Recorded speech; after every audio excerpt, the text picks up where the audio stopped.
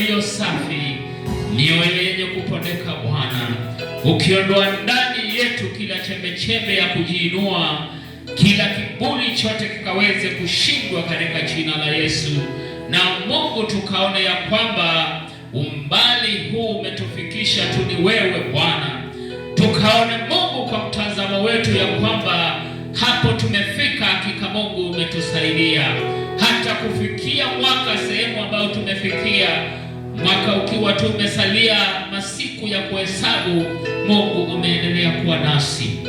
Mungu wetu, tunakushukuru kwa ajili ya ibada hii. Wacha ibada hii ikakuinue wewe, ibada hii Mungu ikakutukuze wewe, ibada hii Mungu wa mbinguni ikaendelea kukuinua wewe unayeweza. Bwana Mungu wetu, Mungu wetu tusaidie. Nenda ukatumia watumishi wako vile wewe mwenyewe upendavyo Bwana. Chilia usemi na huduma ndani hao Mungu kwa ajili ya kuhudumia watu wako, na neno lako Mungu ambao unasema huko nalo kwa ajili yetu ukaweze Mungu kulileta kwa ajili ya maisha yetu kutumia watumishi wako. Wape usemi, wape hekima, wape neema Mungu ishie milele Bwana. Wote watakaosimama kwa ajili ya kuhudumu katika sehemu moja ama nyingine, Mungu watie nguvu na wakakuangalie wewe Mungu mwenye nguvu. Baba yetu na Mungu wetu, tunasema ni asante. Karibu Mungu Baba, ukatawale mahali hapa, ukatamalaki, ukajidhihirishe. Karibu Mungu Mwana, ukaonekane katika maisha ya watu wako. Karibu Roho Mtakatifu, mwalimu wetu unayetutia nguvu, ukatusaidie kuelewa neno la Mungu Baba. Asante Mungu wa mbinguni, walio majiani Mungu wa mbinguni ukaweze kuharakisha hatua zao, ili katika ibada hii tukaunganike pamoja na wao Bwana. Bariki familia za watu wako, bariki Mungu hata ibada zinazoendelea katika makanisa mengine katika taifa letu la Kenya na hata ulimwengu huu Bwana. Mungu wa mbinguni, onekana, anza na sisi Bwana, endelea na sisi, nao tutakapoona mwisho, sifa na utukufu tutakurudishia wewe. Karibu Roho ambao ni mwalimu, tunapoingia sehemu ya mafundisho ukawa mwalimu wetu. Kamtumia mtumishi wako kwa ajili ya kufundisha Mungu wa mbinguni. Funua neno lako Roho wa Mungu. Na Mungu tunakushukuru maana wewe ni muweza.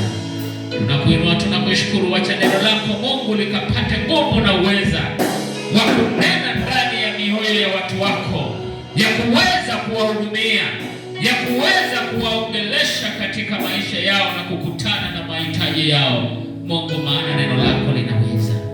Nao ni katika jina la Yesu Kristo ninaomba hata na kuamini. Tukaweze kukaa, tatumali pazuri ukaweze kukaa tunapoenda kuingia sehemu nyingine ambao ni sehemu ya mafundisho. Hivyo basi, karibuni katika ibada asubuhi ya leo.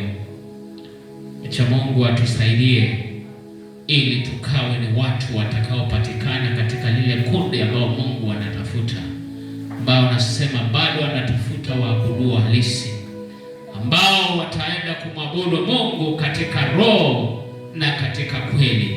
Wacha Mungu akatusaidie. Hivyo basi, tunaingia katika sehemu ya mafundisho, na ningechukua nafasi hii kwa heshima tu kumwalika ndugu yangu Brother Francis akaweze kushikilia sehemu hiyo. Karibu ndugu yangu, Mungu akakutie nguvu na kukuongoza katika sehemu. Asante sana. Bwana Yesu asifiwe. Mungu ametunemea siku ya leo tukaweza kuipata, tukaweza kuiona na kufurahia. Bwana Yesu asifiwe. Ikiwa tumebakisha, nafikiri tumebakisha Sunday moja tukaweze kukamilisha mwaka wa 2025. Bwana Yesu asifiwe. Tushangilie Bwana kwa makofi kwa ajili ya kutuwezesha kufika muda huu siku ya leo. Mungu ni mwema katika maisha yetu. Alituwezesha tukiwa tuko mwaka wa kwanza, tumezaliwa tukiwa hatujijui, na Kila mmoja alizaliwa mwaka wake tofauti tofauti, lakini Mungu ametupigania. Umekumbana na mengi, umepishana na vitu vingi, lakini hata huu mwaka huu pia Mungu amekuwezesha ya kwamba ukaweze kukamilisha vyema. Bwana Yesu asifiwe. Ni shukurani kubwa ambayo tunampa Mungu kwa yale ambayo ametutendea. Si kwamba tumetenda yaliyo mazuri zaidi. Bwana Yesu asifiwe. Ama si kwamba bado miaka yetu bado ni kidogo sana. Hapana. Lakini ni kwa sababu ya neema yake peke yake. Kwa sababu hata mtoto anaweza kuzaliwa leo na akafa leo. Mtu anaweza kuwa kwa na miaka 5 lakini akaugua ugonjwa ambao unaweza kumfanya hata asiwe nje ya hospitali kiasi cha miezi kadhaa ama hata miaka. Lakini mimi na wewe Mungu ametuwezesha mwaka huu mpaka tumefika mahali ambapo tumefikia tukiwa tuko na amani. Ashukuriwe Mungu. Bwana Yesu asifiwe. Kwa majina yangu naitwa ndugu Francis. Ningependa tuinamishe vichwa chini tukaweze kuomba kabla tujaenda katika neno. Mungu Baba, tunakushukuru Jehova, asubuhi njema ambayo Bwana umetuajalia. Umeona ni vyema Jehova tufike katika hema lako Jehova la kukutania, ili kwamba Bwana tukaweze Bwana kusemezana Jehova neno lako Jehova mbele zako, tukaweze kukanyana Jehova, tukuongozana katika neno lako, ili kwamba Bwana tukanende katika jinsi unavyopenda wewe. Wacha Bwana ukawe ni wewe unaonena na watu wako, ukatufundishe, ukatukemea, ukatukanye, ili kwamba Bwana tusiende nje ya njia zako Jehova. Ukatubariki Jehova, ili kwamba Bwana tukaweze kurithi ufalme wako wa mbinguni tukiwa katika njia zako. Na ni kupitia jina takatifu la mwana Yesu Kristo tumeomba tukiamini. Bwana Yesu asifiwe.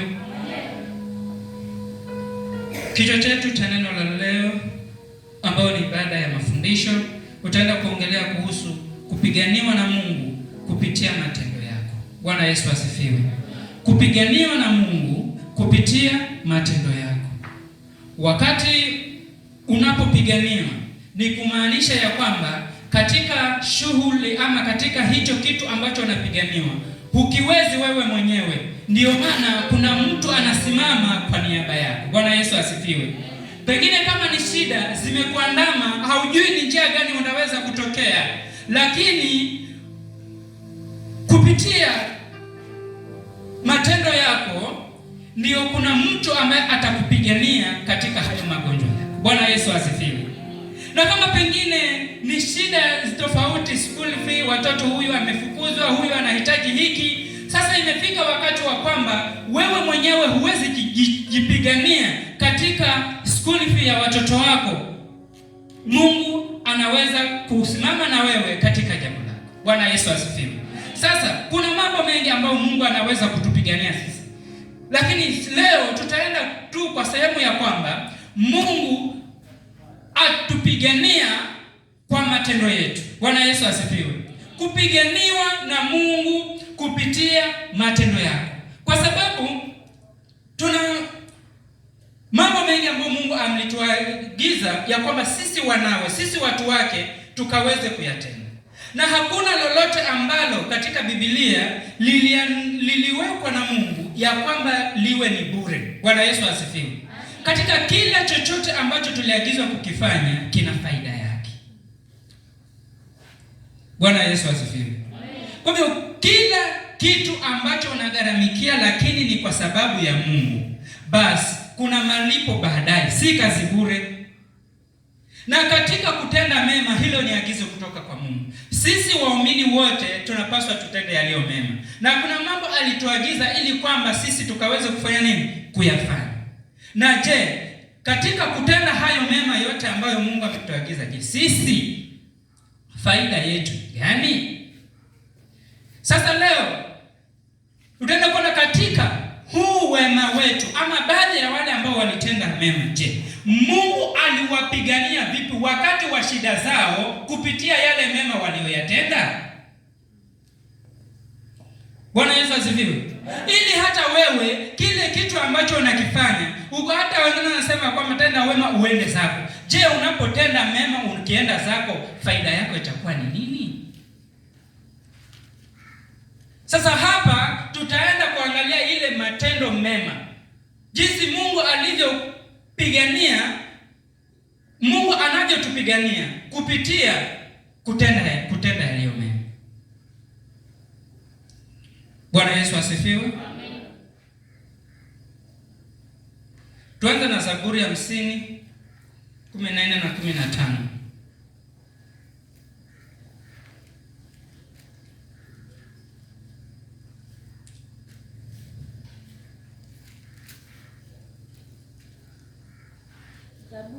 Zaburi ya 50:14 na 15. Inasema, mtolee Mungu dhabihu za kushukuru, mtimizie aliye juu nadhiri zako. Ukaniite siku ya mateso, nitakuokoa na wewe utanitukuza. Amen. Bwana Yesu asifiwe. Amen. Tumesema kwamba tunapiganiwa baada ya matendo yetu.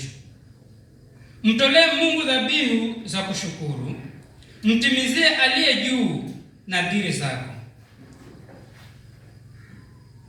Ukaniite siku ya mateso, nitakuokoa na wewe utanitukuza. Bwana Yesu asifiwe. Mtolee Mungu dhabihu. Hii ni kama vile tulivyosema kwamba tenda yale ambayo ni mema, naye Mungu atakupigania. Timiza nadhiri zako kwa aliye juu. Bwana Yesu asifiwe. Tunasema ya kwamba jambo la kutoa dhabihu tulikuja tukafundishana siku nyingine juu ya matoleo. Bwana Yesu asifiwe. Na kama tulizungumza kuhusu juu ya matoleo, tukataja kila kitu hata mpaka dhabihu, ambalo hilo ni tendo moja ambalo ni agizo ambalo Mungu pia amefanya nini? Alituagiza. Je, katika sasa, kama hii ni mfano ya kwamba katika yale ambayo unajisimama ni kwa ajili ya Mungu, naye anasema ya kwamba kama basi umesimama kwa ajili ya Mungu, umejinyima, unajitesa kwa ajili ya agizo ambalo alikuagiza yeye, wakati wa shida zako muite, naye atakupigania, nawe utamtukuza. Bwana Yesu asifiwe. Utamtukuza aje? Ya kwamba mimi ningalikuwa si Mungu, sijui sasa ningekuwa wapi. Huko ni kumtukuza Mungu. Bwana Yesu asifiwe. Nilikuwa ninaumwa, ama watoto wangu walikuwa ni ugonjwa, akitoka huyu hivi. Bwana Yesu asifiwe. Lakini kupitia mchungaji wake akaja akatuombea, Mungu akatupona. Kupitia maombi ambayo nilimuita Mungu wakati wa shida zangu, Mungu akaweza kunitetea. Kwa hiyo utakuwa unamtukuza Mungu kwa ule wema, kwa yale makuu ambayo ametenda juu ya shida yako. Bwana Yesu asifiwe. Kwa hiyo Mungu ukimuita anakusikiliza kwa sababu ya ule wema ambao umetenda kwake, kwa sababu wewe unafuata yale maagizo yake. Bwana Yesu asifiwe. Kwa hiyo ukiwa unafuata yaliyo yake, si bure. Hata wewe wakati wa mateso yako muite, atakuitikia na atakupigania. Bwana Yesu asifiwe. Si wewe unamdharau, lakini wakati wa kuwa kimeumana ndio unamuhitaji. Bwana Yesu asifiwe. Hajakwambia umuite kwa sababu ya kuwa umemdharau. Hapana. Kama wewe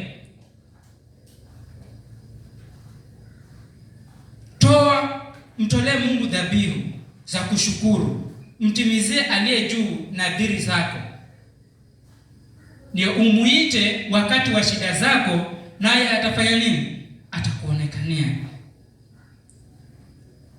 Ukaniite siku ya mateso, nitakuokoa na wewe utanitukuza. Nitakuokoa kumaanisha kwamba atakutoa katika lile jambo gumu ambalo wewe unaliona ni gumu kwako. Bwana Yesu asifiwe. Lakini ni baada ya kutenda yaliyo mema, baada ya kutenda aliyokuagiza. Zitimize nadhiri zako juu kati ya aliye juu. Bwana Yesu asifiwe. Unaweza sema kwamba mimi katika Mungu niko na tatizo fulani. Nadhiri ni kama promise ya kwamba Mungu ukinisaidia nikimaliza form 4 vyema, nitakutolea kitu fulani. Bwana Yesu asifiwe. Kwa hivyo kama makini kwa kutoa nadhiri kwa aliye juu. Nadhiri zako kwa aliye juu. Kuna mahali kwa Biblia anasema kwamba ni mpumbavu kwa yule ambaye anaweka nadhiri asiyoitimiza. Kwa hivyo heri usiweke nadhiri utoe shukrani kuliko weke nadhiri ambayo hutaitimiza. Kwa hivyo katika zile nadhiri ambazo umeweka kwamba Mungu, endapo utanipigania kwa jambo hili, nitakufanyia hili. Na ni uweke makini ya kwamba unapoweka hivyo uitimize, maana umeweka agano na aliye juu. Umeweka nadhiri na Mungu. Kwa hivyo unapoweka hakikisha unaitimiza. Naye atakupiga unapomuita wakati wako wa shida, atakuwa pamoja na wewe. Bwana Yesu asifiwe. Twende Isaya 38. Tuone mfano wa watu ambao walipiganiwa kwa matendo yao mema. Twende Isaya 38:1-6.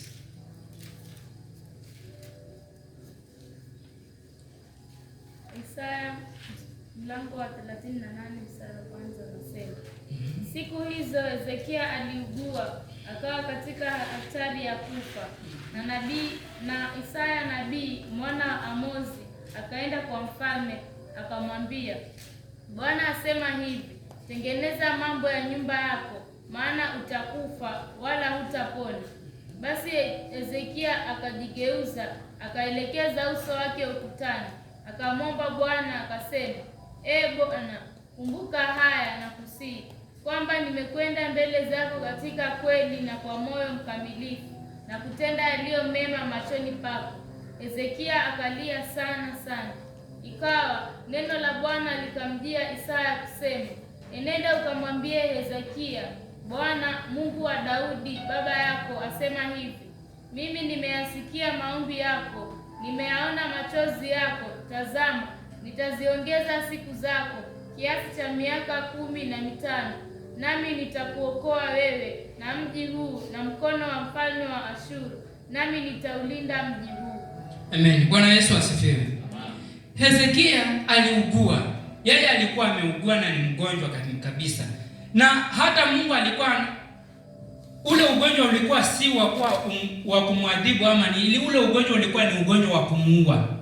Na ikafikia wakati Mungu akamtuma Isaya nabii ili aende kwa Hezekia akamwambia kwamba ugonjwa huu hutapona, utakufa.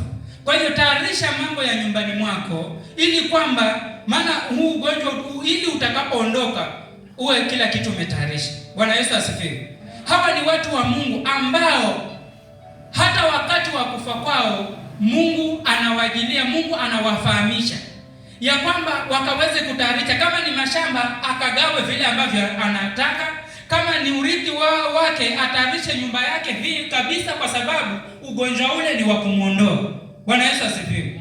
Watu wa Mungu hakuwa anataka wakufe tu bila kutayarisha familia yake, bila kujua, bila kujipanga ya kwamba ni kipi ambacho, kwa sababu kifo si kitu cha kutisha kwao, lakini alikuwa anataka kuwatayarisha ili kwamba si hasara kwao, kwa wale ambao wanamtumikia Mungu, kufa si hasara kwao. Bwana Yesu asifiwe. Sasa Hezekia akawa apewe habari ya kwamba huu ugonjwa yeye hatapona. Kwa hivyo kile ambacho alikuwa amepanga ya kwamba mimi nikifa nataka nimwachie mtoto wangu hiki na hiki, basi akavifanya hivyo, maana ugonjwa huu ulikuwa utamchukua. Bwana Yesu asifiwe. Na ameugua kwa miaka mingi, lakini alikuwa ako na matumaini ya kwamba kuna uwezekano nikapona. Hata ikawa hawapangii watoto wake, kwa sababu anajua ya kwamba ama haachi urithi wowote ama hapangi nyumba yake, kwa sababu ya kuwa matumaini yake ni kama alikuwa anajua ya kwamba huu ugonjwa hata japo unaniumiza namna gani, lakini nitaweza kuishi. Matumaini yake ilikuwa ni hivyo. Bwana Yesu asifiwe. Na hata nabii Isaya alivyokuja akapewa ule ujumbe wa kwamba yeye ataenda kukufa, hakupigana na Isaya ama hakumwambia Isaya nenda kwa mwenye alikutuma umwambie ya kwamba naomba anipatie muda kidogo. Hapana, kwa sababu huyu ambaye ametumwa Isaya ni mtumwa tu, lakini kunaye Mungu ambaye anaweza akampigania. Bwana Yesu asifiwe. Yeye kilio chake alikuwa anamulilia Mungu. yeye shida zake anampatia Mungu. Haangalii watu ambao wanamsengenya, haangalii watu walioleta umbea ama watu ambao wako na mambo gani. Hapana, mtu ni nabii ameleta unabii wake huu. Hapana, yeye anamulilia Mungu, maana yeye ako na agano na Mungu peke yake. Bwana Yesu asifiwe. Haangalii kwamba daktari ameniambia hivi, kwa hivyo inapaswa nifanye hivi. Hapana, haijalishi ya kwamba mganga fulani ambaye alitembelewa alistamuka hivi juu yangu, haimaanishi ya kwamba nabii fulani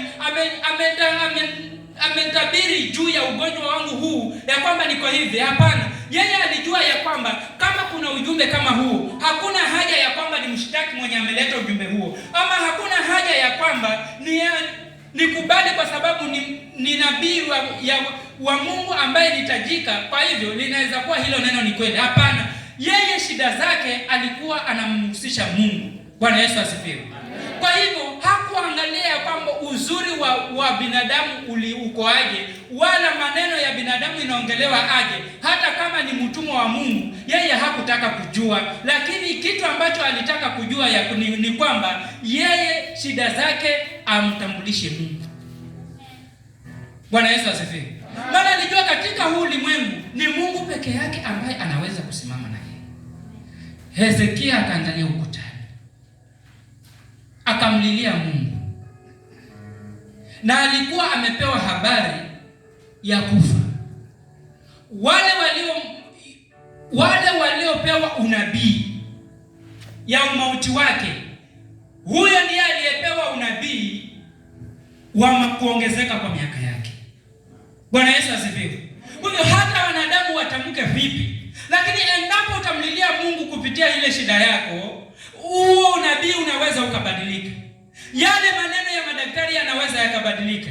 Wale waliokuambia umezaa sana hutaweza kusomesha, katika kule kumlilia kwako Mungu, maneno hayo yanaweza badilika. Bwana Yesu asifiwe. Mungu akamwambia Hezekia kwamba, akamwambia nimesikia kilio chake na maombi yake. Kwa hivyo nimemuongeza miaka mingine mingapi? 15. Bwana Yesu asifiwe. Twende Mambo ya Nyakati 29:1-3.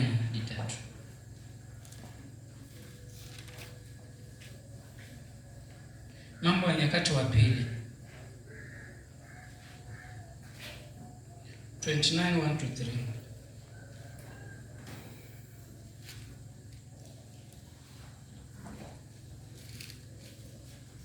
Mambo ya Nyakati wa pili mlango wa 29 mstari wa kwanza unasema, Hezekia alikuwa na umri wa miaka 25 alipoanza kutawala.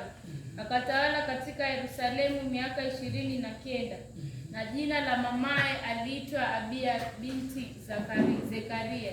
Akafanya yaliyo ya adili machoni pa Bwana, sawasawa na yote aliyoyafanya Daudi babaye.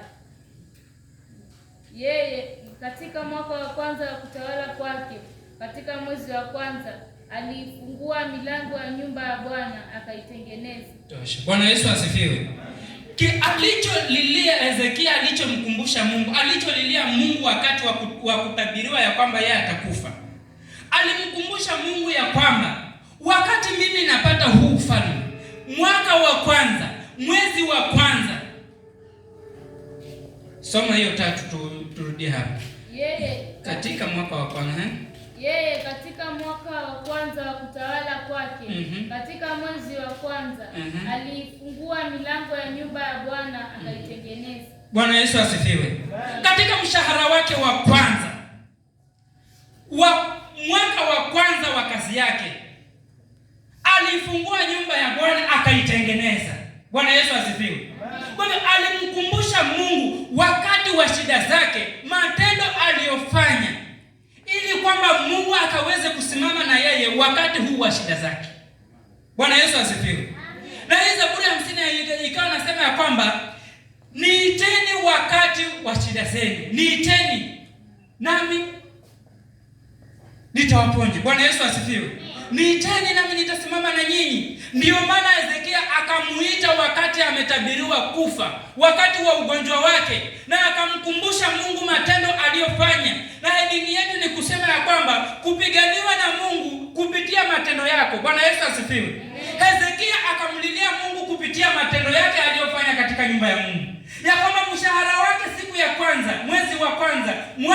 kwanza, huo mshahara wake aliutengenezea, alifungua nyumba ya Bwana na akautengenezea. Bwana Yesu asifiwe. Kwa hiyo akamlilia Mungu kwa machozi makuu, naye Mungu akamsikia. Na kupitia nabii huyo Isaya akaagiza ujumbe tena wa kwamba ameongezwa miaka mingine mingapi? 15. Bwana Yesu asifiwe. Ni matendo gani ambayo wewe umesimama nayo kwa Mungu, ambayo wakati wa shida zako unaweza kumkumbusha Mungu ili Mungu akupiganie?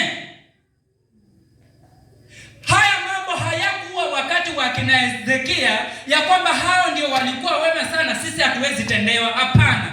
Yule Mungu wa Hezekia, yule Mungu wa Isaya ndiye Mungu ambaye tunamwabudu sisi leo. Kwa hiyo alichotenda Hezekia wakati ule, una uwezo wa wewe nawe kukifanya. Na ile shida utakayoipata wewe unapomlilia Mungu kupitia yale matendo uliyomfanyia Mungu, Mungu anakuokoa. Bwana Yesu asifiwe. Hakuokoa Hezekia peke yake wakati huo.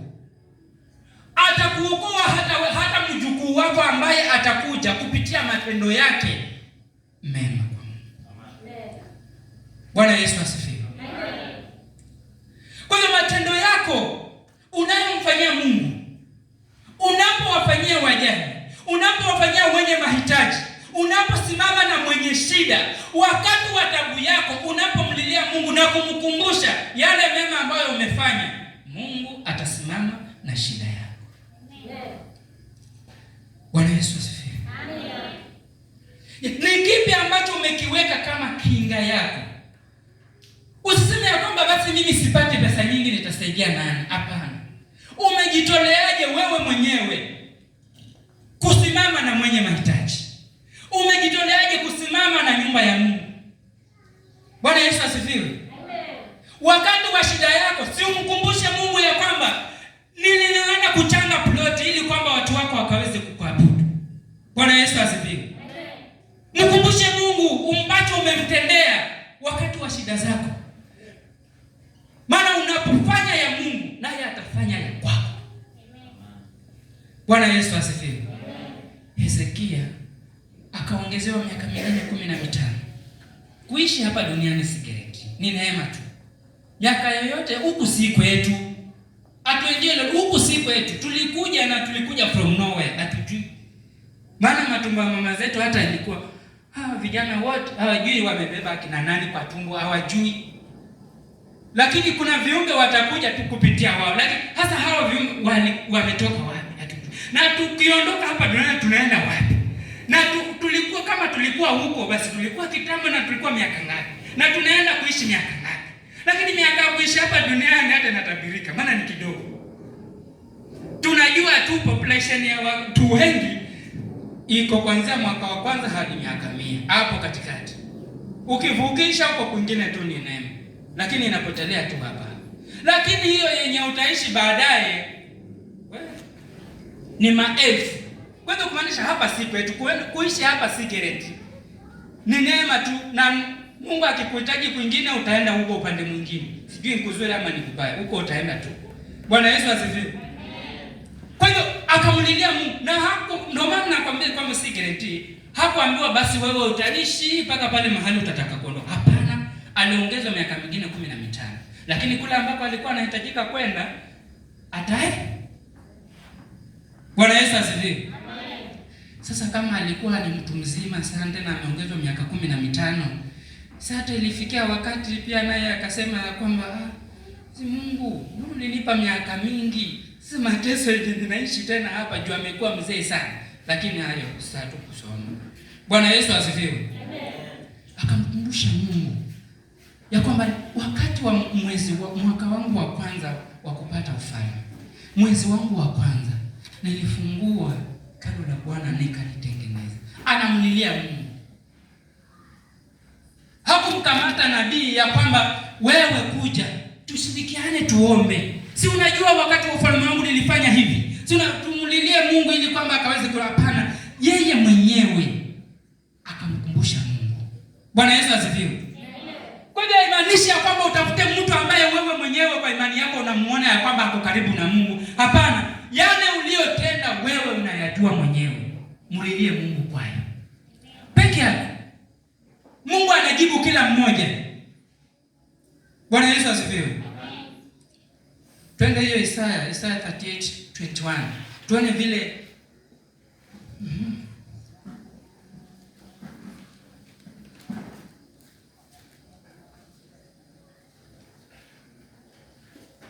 Isaya 38:21 inasema, maana Isaya amesema, na watwae mkate wa tini wakauweke juu ya jipu, naye atapona. Tena hiyo 21 tu pekee yake. Maana Isaya amesema, na watwae mkate wa tini wakauweke juu ya jipu. Malizana hiyo 22 kabisa. Naye atapona. Tena Hezekia alikuwa amesema, iko ishara gani ya kunionyesha ya kuwa nitapanda niingie nyumbani mwa Bwana? Amen. Bwana Yesu asifiwe. Ndiyo, kama ni uponyaji ameongezewa miaka 15. Lakini hapo kuna mahali ambapo inasema kwa Akisa akamuuliza, akamwambia Mungu, ndiyo miaka 15 nimeongezea. Nikiwa hivi na maumivu haya, maana nimechoka na huu ugonjwa, nitaendelea kuugua miaka hiyo mingine 15? Ndiyo niko hai, sijakufa, lakini ya maumivu. Akamwambia hapana, hapo nje, hapo ambao anaenda shambani, hapo ambao anaenda huo mtu wa kanisani, hapana. Na alikuwa anataka kurudi kupanda katika nyumba ya Bwana tena.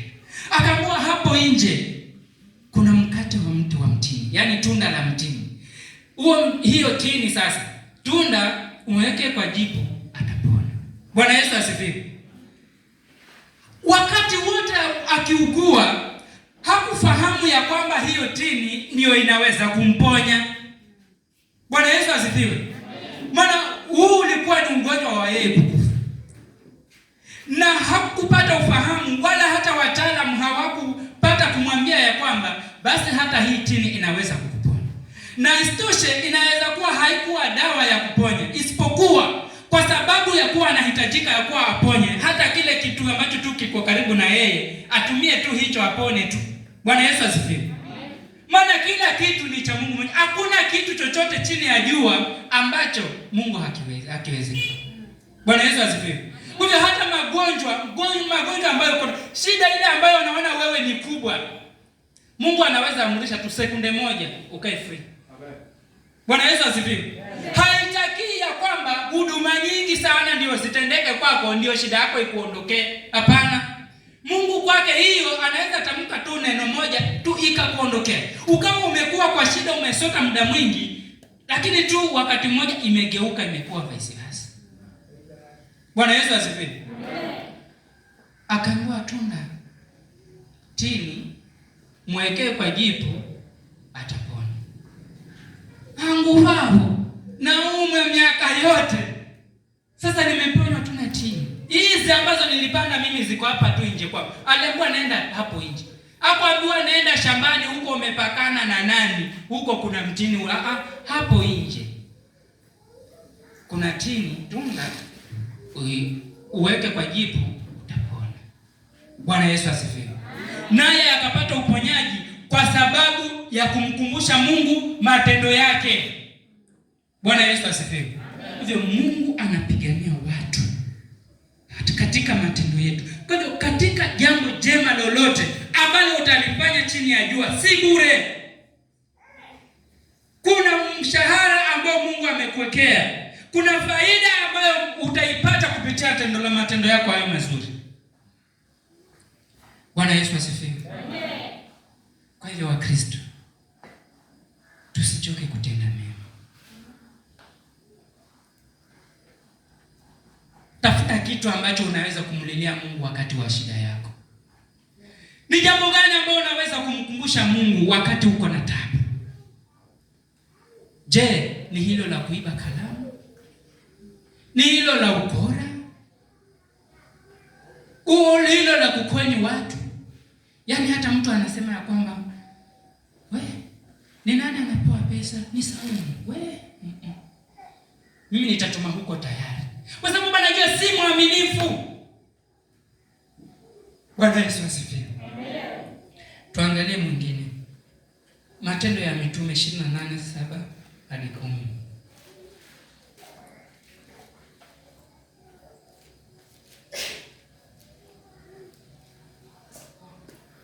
Matendo ya Mitume ama tuanzie hapo 1 mpaka 10. Tulipokwisha kuokoka, ndipo tulipojua ya kuwa kisiwa kile chaitwa Melita. Wenyeji wakatufanyia fadhili zilizokuwa za kawaida, kwa maana waliwasha moto wakatukaribisha sote, kwa sababu ya mvua iliyonyesha na kwa sababu ya baridi. Paulo alipokuwa amekusanya mzigo wa kuni na kuuweka motoni, nyoka akatoka kwa ajili ya ule moto akamzogazoga mkononi. Wenyeji walipomwona yule nyoka akilewalewa mkononi, wakaambiana, hakosi mtu huyu ni muuaji, ambaye ijapokuwa ameokoka katika bahari, haki haimwachi kuishi. Lakini yeye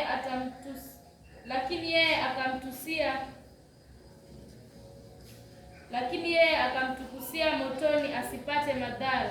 Wao wakadhani ya kuwa atavimba au kuanguka chini kwa kufa ghafla. Na wakiisha kumwangalia sana na kumwona kwamba halimpati dhara lolote, wakageuka wakasema kwamba yeye ni Mungu. Karibu na mahali pale palikuwa na mashamba ya mkuu wa kisiwa, jina lake Publio. Mtu huyu atakukaribisha kwa moyo wa urafiki, akatufanya wageni wake kwa muda wa siku 3.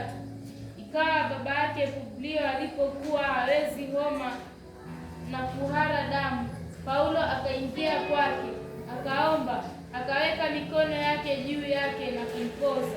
Yalipokwisha kutendeka hayo, wengine waliokuwa na magonjwa katika kisiwa wakaja wakapozwa, nao wakatuheshimu kwa heshima nyingi.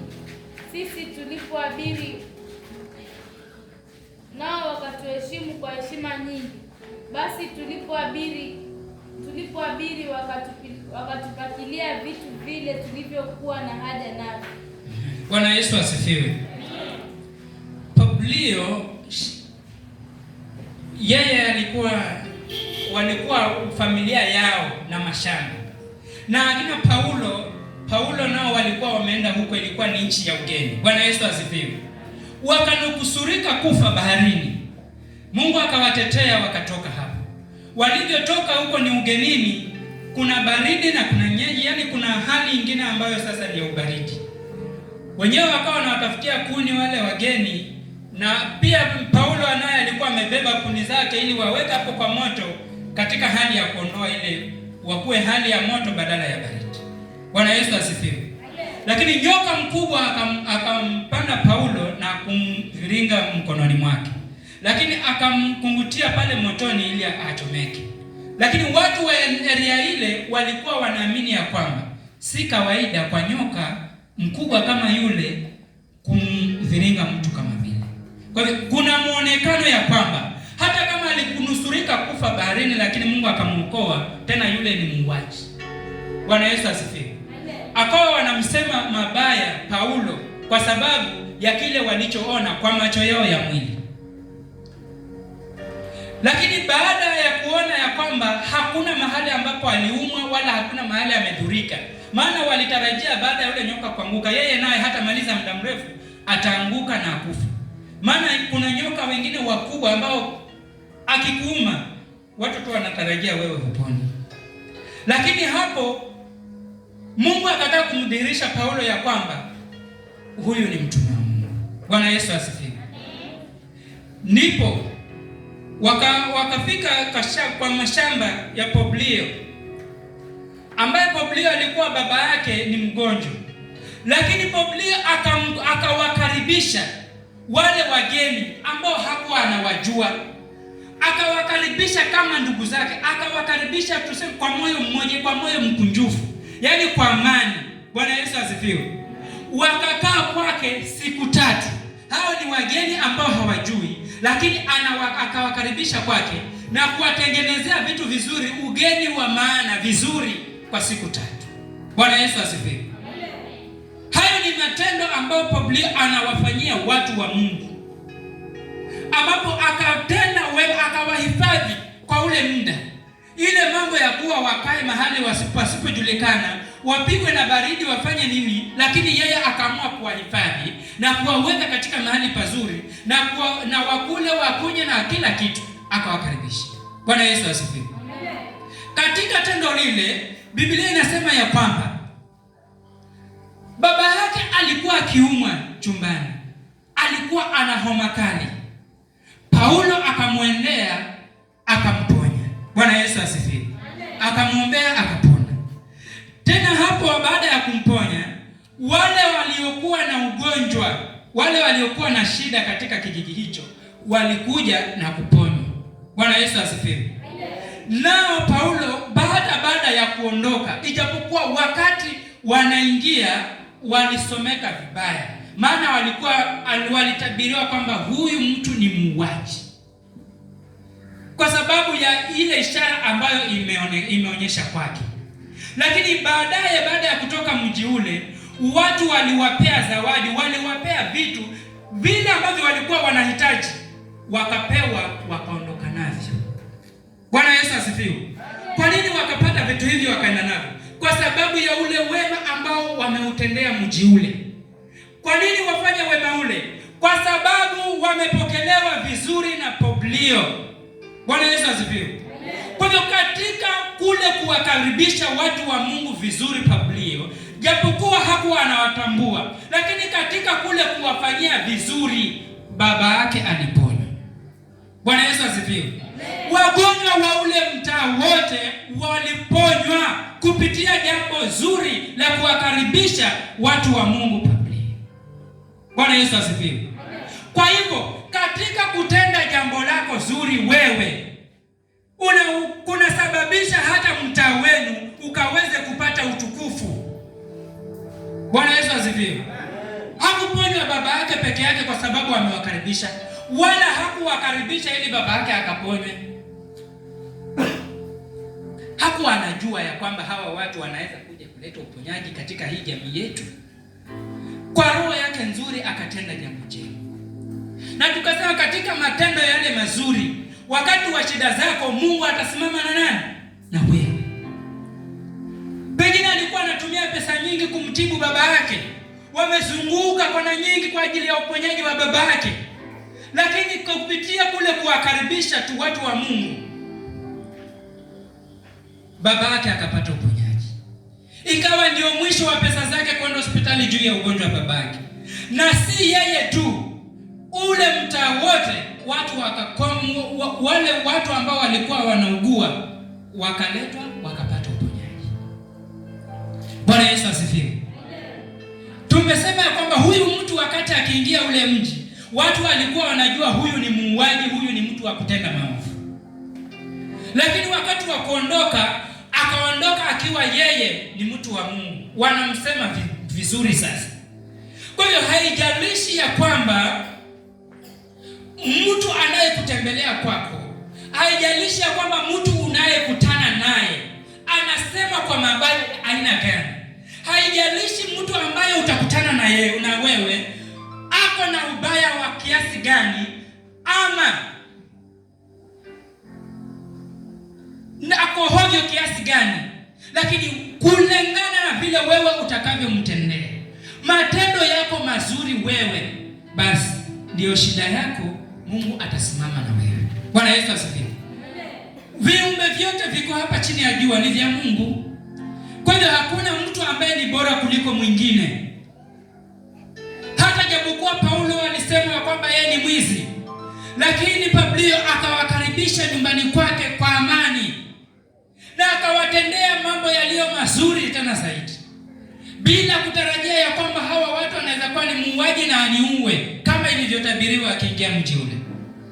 Lakini akamwakaribisha na kuwahifadhi katika mazingira mazuri, na uponyaji wa mji huo ukapoa. Bwana Yesu asifiwe. Wagonjwa wakapata uponyaji. Kwa hivyo tumeangalia watu wawili, Publio na huyu Hezekia, kwa kupitia matendo yao. Kwa hivyo kupiganiwa na Mungu kupitia matendo yako. Je, ni yapi ambao umesimama nayo? Ni yapi ambao umesimama ni matendo gani ambayo umesimama nayo kwa Mungu, ili kwamba Mungu akukumbuke wakati wa shida yako. Hezekia yeye alimlilia Mungu na kumkumbusha. Publio yeye hakumlilia Mungu wala hakumkumbusha chochote, lakini Mungu akamtendea ajabu kwa wema wake. Bwana Yesu asifiwe.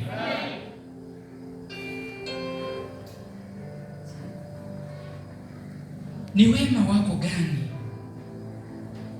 ambapo umesimama nao Mungu akukumbuke nao?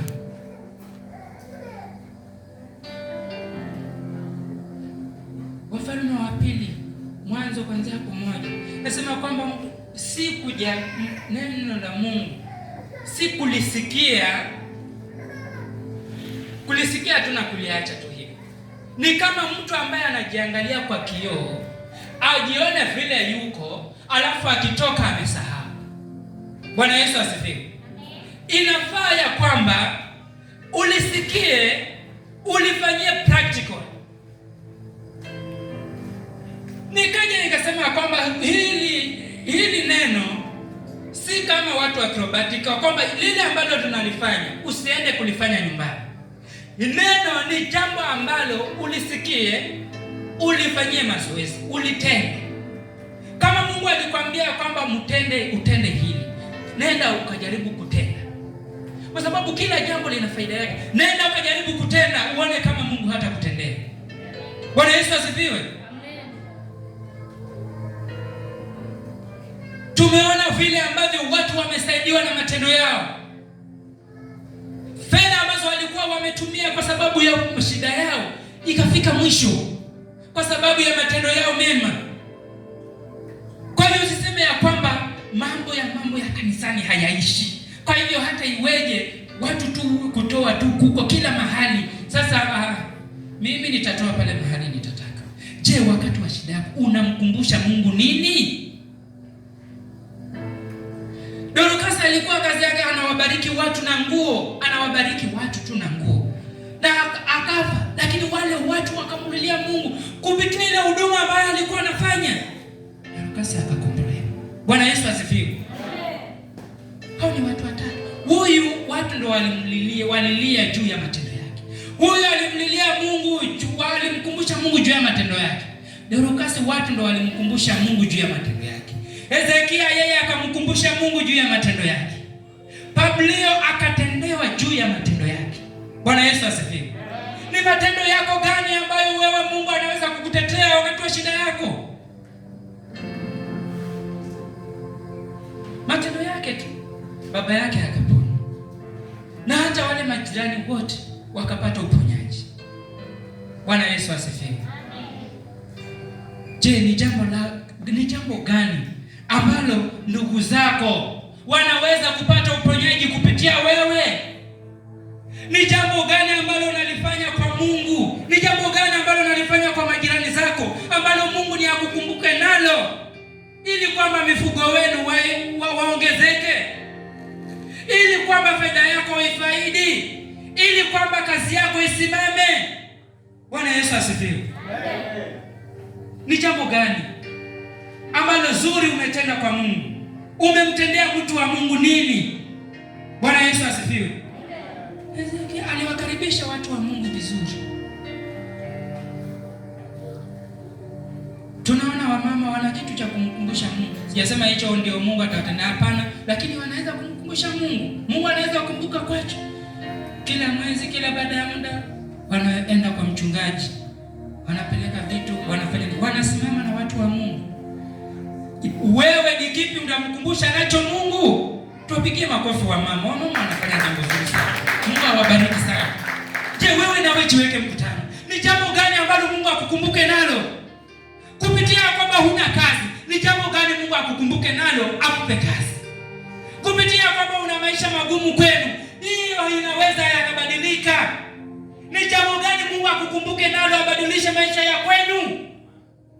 Kupitia karo za watoto wako, ni jambo gani Mungu akukumbuke nalo akusaidie katika karo? Bwana Yesu asifiwe. Mungu anaweza badilisha hali ya kwenu within a second. Lakini ni lipi kukumbuka nalo. Bwana Yesu asifiwe.